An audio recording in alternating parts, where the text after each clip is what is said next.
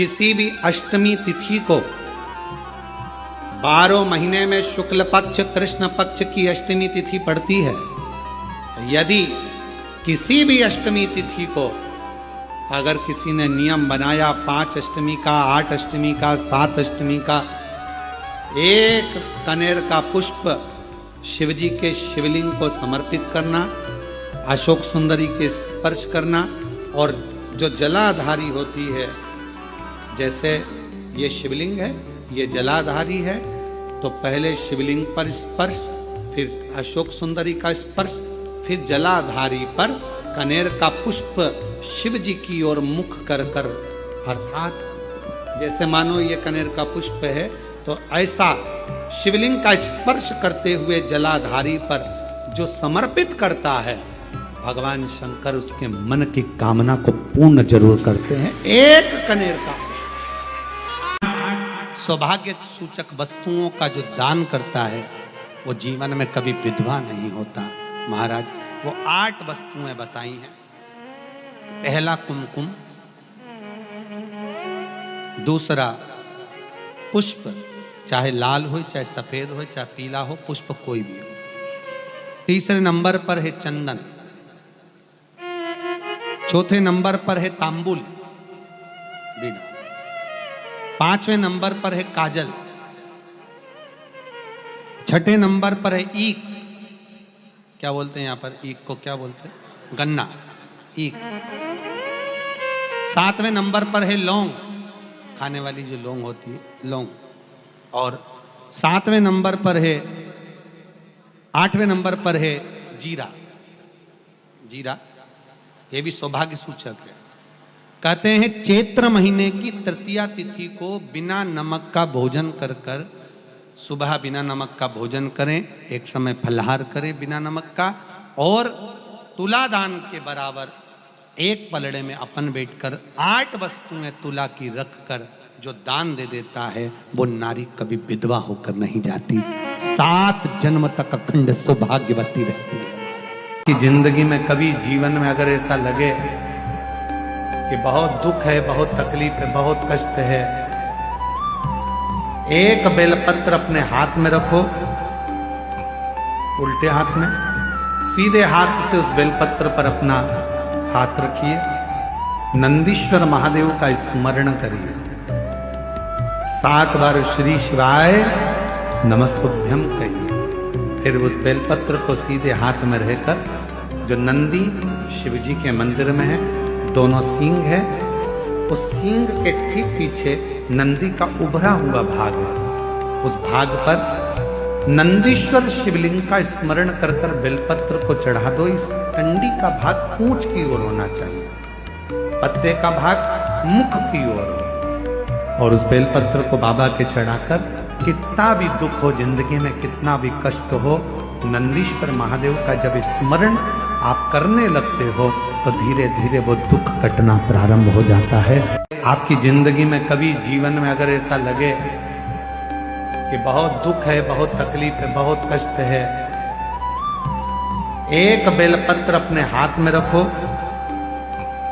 उल्टे हाथ में, सीधे हाथ से उस बेलपत्र पर अपना हाथ रखिए, नंदीश्वर महादेव का स्मरण करिए, 7 बार श्री शिवाय नमस्तुभ्यं कहिए। फिर उस बेलपत्र को सीधे हाथ में रहकर, जो नंदी शिवजी के मंदिर में है, दोनों सींग है, उस सींग के ठीक पीछे नंदी का उभरा हुआ भाग है, उस भाग पर नंदीश्वर शिवलिंग का स्मरण कर कर बेलपत्र को चढ़ा दो। इस डंडी का भाग पूंछ की ओर होना चाहिए, पत्ते का भाग मुख की ओर हो, और उस बेलपत्र को बाबा के चढ़ाकर, कितना भी दुख हो जिंदगी में, कितना भी कष्ट हो, नंदीश्वर महादेव का जब स्मरण आप करने लगते हो तो धीरे धीरे वो दुख कटना प्रारंभ हो। मान लो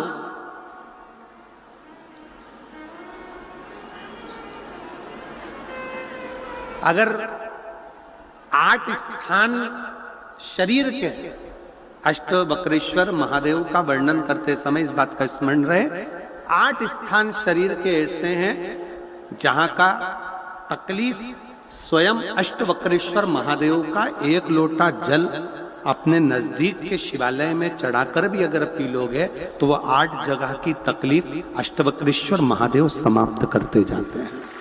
8 स्थान। पहला नेत्र,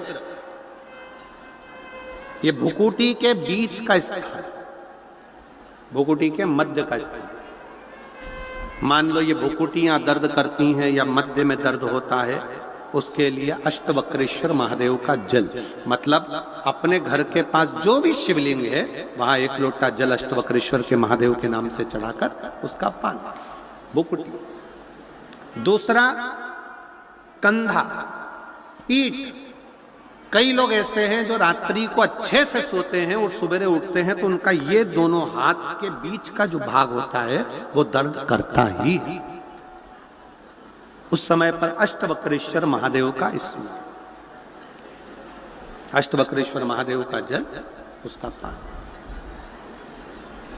तीसरा, रीढ़ की हड्डी का डॉक्टर बोल दिया कि ये गुरिया खसक गया है, 1 नंबर 2 नंबर 3 नंबर का यदि कोई क्रम खसक गया है तो उस स्थान के लिए भी अष्टवक्रेश्वर। आप ऑपरेशन बाद में कराना, डॉक्टर बोल दिया है आप ऑपरेशन कराओ, मना नहीं है, पर एक बार अष्टवक्रेश्वर महादेव के नाम से दुर्वा बेलपत्र चढ़ाकर, जल चढ़ाकर, सुबह में दुर्वा का सेवन, प्रदोष काल में बेलपत्र का सेवन, और रात्रि को सोने से पहले जो जल अष्टवक्रेश्वर का चढ़ाया हुआ है उसका पान करिए। आपकी रीढ़ की हड्डी का कैसा भी क्रम होगा वो ठीक होना प्रारंभ हो जाएगा। अष्टवक्रेश्वर,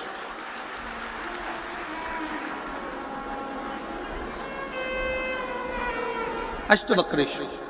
चौथा स्थान बताया, अगर चेस्ट में कोई तकलीफ आती है, चेस्ट में गांठ हो जाए या चेस्ट में कोई प्रॉब्लम खड़ी हो जाए तो उसके लिए भी अष्टवक्रेश्वर महादेव का स्मरण किया जाता है। 2 छोटे छोटे पात्र में जल लिया जाता है, दोनों पात्र का जल एक साथ शिव पर छोड़ा जाता है।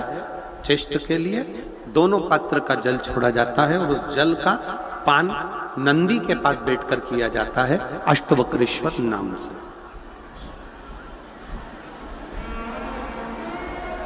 अष्टवक्रेश्वर। फिर क्रम आया, अगला जो वर्णन आया है, डॉक्टर बोले घुटना बदलना है, घुटने का गैप आ गया है, ग्रीस खत्म हो गया है, दर्द हो रहा है, उसके लिए भी अष्टवक्रेश्वर महादेव का स्मरण करें। घृत का लेपन अष्टवक्रेश्वर महादेव के नाम से शिवजी पर उस घृत को लेकर आना है। उसी घृत को रात्रि को सोने से पहले थोड़ा सा मुख में चाट कर अष्टवक्रेश्वर महादेव के नाम से फिर अष्टवक्रेश्वर। फिर अगला भाग आया अष्टवक्रेश्वर के अंतर्गत, यदि इस गले से जुड़ा हुआ कोई रोग उत्पन्न होता है तो भी अष्टवक्रेश्वर का ही स्मरण किया जाए, जल का पान अष्टवक्रेश्वर। और 8वें स्थान के रूप में जो पिड़ली के घुटने से नीचे के जो भाग होते हैं उसके लिए अष्टवक्रेश्वर महादेव पर 7 दुर्वा, 7 बेलपत्र और 7 अक्षत शिव को समर्पित कर कर दुर्वा बेलपत्र का पान 7 दिन तक लगातार उसी भाव में अष्टवक्रेश्वर महादेव का नाम लेकर किया जाए। अष्टवक्रेश्वर। कभी अगर मौका लगे, शिव की करुणा हो जाए, शंकर की दया हो जाए, आप लोग कभी बद्री विशाल जाएं दर्शन करने के लिए, ऋषिकेश हरिद्वार तक जाएं तो श्रीनगर गढ़वाल से सुंदर कोहला गांव से 10 किलोमीटर की दूरी पर 8 किलोमीटर दूर तक गाड़ी जाती है, 2 किलोमीटर दूर तक पैदल चलकर आप जहां पर बैठकर स्वयं अष्टावक्र जी ने भगवान शंकर के शिवलिंग की स्थापना कर आराधना करी, ऐसे पवित्र स्थान का दर्शन कर अपने जीवन को धन्य बना सकते हो। बोल अष्टावक्रेश्वर महादेव की। 3 महादेव के नाम का स्मरण अच्छे से रखिएगा। पहला कुंदकेश्वर, बड़े से बड़ा रोग हो जाए, दवाइयां डॉक्टर जो दे उसको खाओ, पर साथ में कुंदकेश्वर महादेव का नाम लीजिए, जांच भी कराइए, दवाई भी कराइए। दूसरे नंबर का श्रंभेश्वर महादेव। श्रंभेश्वर महादेव भगवान नरसिंह को जब क्रोध आया था, भगवान विष्णु ने नरसिंह अवतार लिया था, और नरसिंह भगवान को जब क्रोध आया था, शिव जी ने सरम्ब पक्षी का रूप धरकर नरसिंह भगवान को अपने पंजे में उठाकर अलकनंदा नदी में ले जाकर डाला था। इसलिए आज भी जब हम बद्रीनाथ जाते हैं, राइट में पुल पे से जाते समय जो ताप्ती कुंड है जिसमें से पानी गर्म निकलता है, उसके ठीक नीचे एक शिला का दर्शन करते हैं। वो शिला नरसिंह शिला कहलाती है और श्रंबेश्वर महादेव का स्मरण किया जाता है। श्रंबेश्वर महादेव क्रोध की संयमितता रखता, चिड़चिड़ेपन को समाप्त करता है श्रंबेश्वर महादेव। और तीसरे नंबर पर है, जम के बोलो, अष्टवक्रेश्वर महादेव। अष्टवक्रेश्वर शिव जी के इन 3 स्वरूपों का वर्णन बड़ा सुंदर भाव से किया। उपासना कर रही है, भगवान शंकर का चरित्र कर रहा है। इसीलिए शिव तत्व कहता है भोजन, भजन, व्यापार और मिलन, 4 चीजें हैं। आप भी बोलिएगा साथ में, भोजन, भजन, व्यापार और मिलन। ये 4 हमेशा प्रसन्नता में करना चाहिए, चेहरे पर स्माइल होना चाहिए। भोजन करते समय अपने चेहरे पर मुस्कुराहट रखिए, क्रोध नहीं, गुस्सा नहीं, चिड़चिड़ नहीं, अपशब्द नहीं। भोजन करते समय अपने मन को इतना पवित्र रखो कि चेहरे पर प्रसन्नता रहे। आधे से ज्यादा लोग जब भी भोजन करने बैठते हैं, सास के सामने थाली गई, सास का मुंह भगोना हो गया। बेटे के सामने भोजन गया, उसका मुंह फूल गया। ससुर खाने बैठा, उसका मुंह फूल गया। पति जी मने बैठा, पति का मुंह फूल गया। जेठानी कुछ करने बैठी, चाय पीने बैठी, इतनी शक्कर डाल दी, इतनी पन्ना दी, ऐसा कर दिया, वैसा।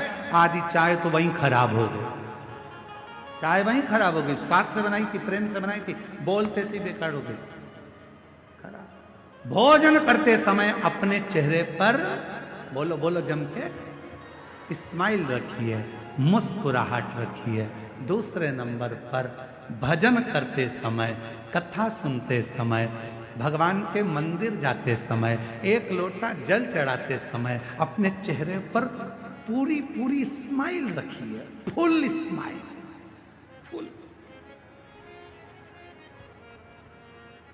फोटो खिंचवाएं आप लोगों ने? अरे बोलो तो जम के, खिंचवाएं फोटो। फोटो वाले के दुकान पर कितने भी तैयार होकर चले जाओ, फोटो वाले की दुकान पर कितना भी मेकअप कर कर चले जाओ, आखिरी में फोटो वाला जब फोटो खींचने खड़ा होता है, कैमरा लेता है, बटन दबाता है, बटन दबाते समय आपसे एक बात कहता है। जब आप सिर पे पल्लू डालकर बैठ जाती हो, तब फोटो वाला बोलता है, माँ स्माइल प्लीज। बोलो, बोलता है कि नहीं बोलता? क्यों बोलता है? तुम्हारे मेकअप से फोटो अच्छा नहीं आएगा, तुमने कितनी भी अच्छी हेयर स्टाइल बनाई हो, उससे फोटो अच्छा नहीं आएगा, कपड़े कितने भी अच्छे पहने हो, उससे फोटो अच्छा नहीं आएगा। फोटो यदि अच्छा आएगा तो तुम्हारे चेहरे की थोड़ी सी स्माइल से आएगा। तुम मुस्कुरा दिए, फोटो अच्छा, मुस्कुरा। इसलिए हमने देखा जब भी कोई सेल्फी लेता है ना, तो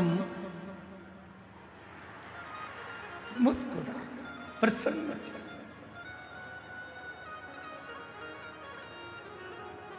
एक बार कानपुर में कथा करने गए थे, तो वहां एक बूढ़ी माता जी डंडा टेक कर, उनका फोटो वीडियो भी बहुत चला है, और अगर नहीं भी चला होगा तो हम आपको कभी भेज देंगे वो बूढ़ी माता जी का। वो बहुत बूढ़ी सी, सफेद बाल, हाथ में डंडा और कांपता हुआ शरीर, और वो हमारा हाथ पकड़कर बोली, एक सेल्फी लेना है वो वीडियो तुम्हारे पास में, आज ग्रुप में डाल रही है सबके। एक बूढ़ी माँ, वो डंडा हाथ में और हमारा हाथ पकड़कर एक सेल्फी लेना। अब मुंह में दांत नहीं, शरीर में आंत नहीं, हाथ धूज रहे।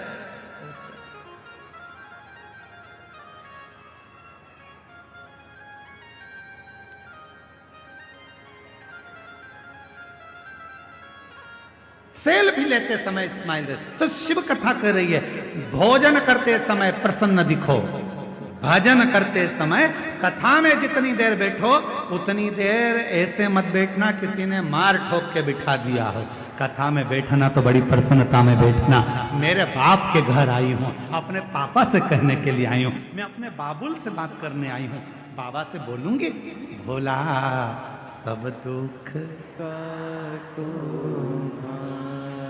ओ भोला सब दुख काटो मारा।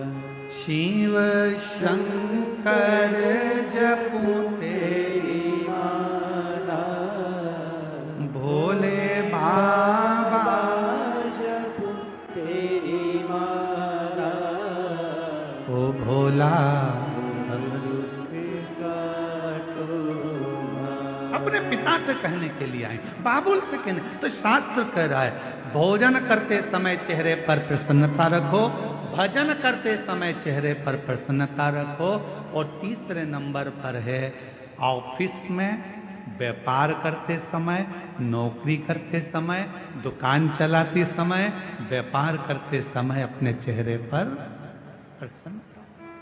कई लोग दुकान पर ग्राहकों को निभाते निभाते चिड़चिड़े हो जाते, चिड़चिड़ प्रसन्नता। ऑफिस में काम करते समय चेहरे पर प्रसन्नता। और चौथे नंबर पर है मिलन, भोजन भजन व्यापार और मिलन। मिलन मतलब किसी से भी मिलो, आप यहां पर भी किसी से मिलो, आप कहीं पर भी जाओ, कोई से भी मिल रहे हो, उस समय पर तुम कुछ मत दे सको, कोई गुलदस्ता नहीं है, कोई माला नहीं है, कोई फूल नहीं है, मिठाई का डब्बा नहीं है, देने के लिए फल की टोकनी नहीं है, तो निवेदन है अपने चेहरे की प्रसन्नता दे दीजिए, उसको स्माइल दे दीजिए, वो भी है। श्री शिवाय नमस्तुभ्यं। दोस्तों, जो गुरुजी ने हमें जो उपाय बताए उनका उपाय करके अपने जीवन को शुद्ध और सरल बनाएं और जीवन में जैसे भी परेशानी है उनसे छुटकारा पाएं। दोस्तों, मेरी वीडियो अगर आपको पसंद आती है तो इसको लाइक सब्सक्राइब करें, शेयर करें। श्री शिवाय नमस्तुभ्यं। दोस्तों, हर हर महादेव।